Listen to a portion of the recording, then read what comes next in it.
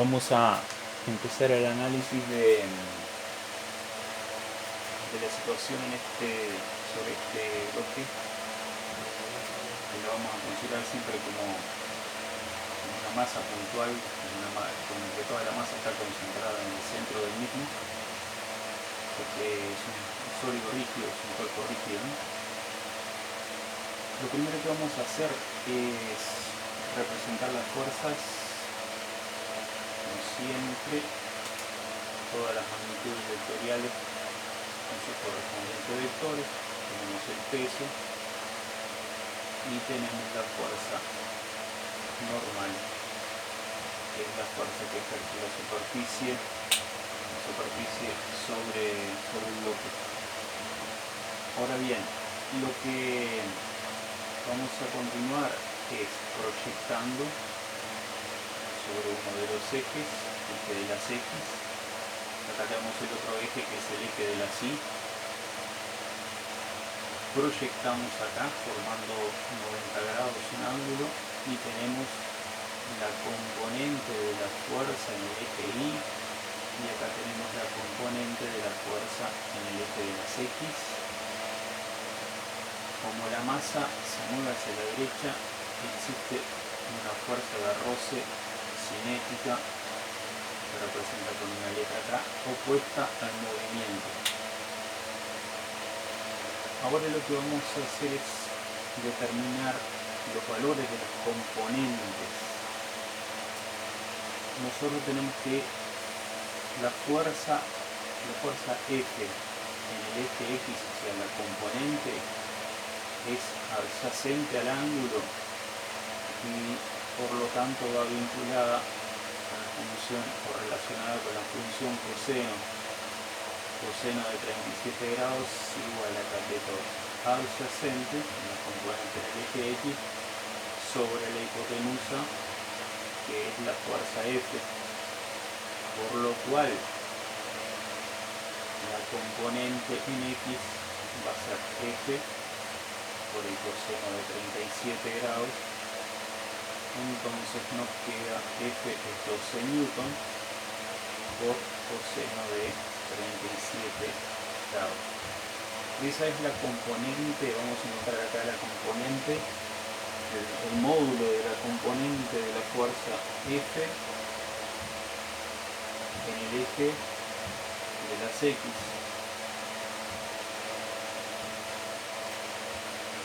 9,6 newton. Ahora también tenemos que encontrar la componente de la fuerza F en el eje de las Y. Pero acá si observamos, y si trasladamos para acá, nos queda opuesto al ángulo, y eso, si la componente queda opuesta al ángulo, va vinculada con la función seno. Entonces queda seno de 37 grados, cateto opuesto, fuerza en Y, componente de la fuerza en el eje Y, sobre dicha fuerza, por lo cual la componente en el eje Y va a ser F por seno de 37 grados, por lo cual la componente en el eje Y nos da 12 por el seno de 37 grados. Entonces tenemos que 12 por seno de 37 grados da 7,2 newton. Entonces FI es 7,2 newton.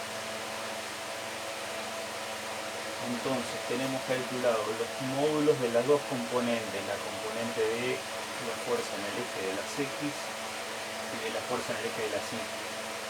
Ahora vamos a determinar la fuerza de rozamiento.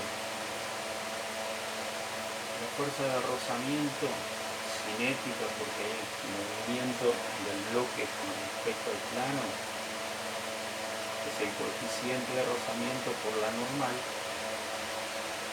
Y cuando analizamos acá, tenemos dos vectores fuerzas hacia vertical arriba, la normal más la componente de la fuerza en el eje Y, se iguala, se equilibra y se anula con el peso de la masa, M por G.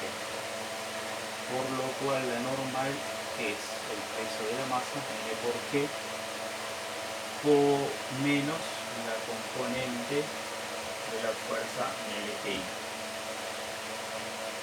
Entonces la normal queda 3 kilogramos por 9,8 metros por segundo al cuadrado menos 7,2 newton, por lo cual nos da como resultado 3 por 9,8 menos 22,2 newton. 22,2 newton. Este es el valor de la fuerza normal. Por lo cual podemos ahora establecer, la fuerza de roce cinética es el coeficiente de rozamiento, 0,2, por la fuerza normal, 22,2,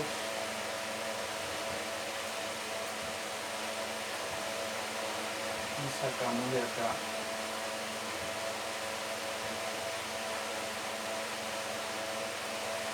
4,4 newton. Fuerza de rozamiento 4,4 newton. Ahora bien, si nosotros queremos avanzar un poquito más y determinar la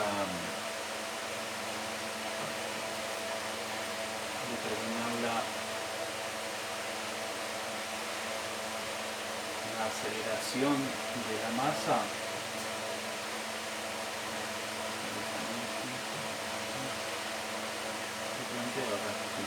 queda la componente en el eje X menos la fuerza de rozamiento cinética es igual a la masa por la aceleración, que es la segunda ley, fuerza neta igual m por a. La componente de la fuerza en el eje X es 9,6 newton menos la fuerza de rozamiento es 4,4 newton, es igual a la masa por la aceleración. Encontramos este número, pasamos dividiendo el 3 y queda determinada ya la aceleración. Entonces nos queda 9,6 menos 4,4 dividido 3, 1,7 metros por segundo al cuadrado. Implica que la masa se va a acelerar hacia la derecha y su velocidad va a cambiar a un ritmo de 1,7 metros por segundo por cada segundo de tiempo que transcurre. Dicho de otra forma, cada segundo de tiempo que va transcurriendo el mismo, la velocidad aumenta en 1,7 metros por segundo.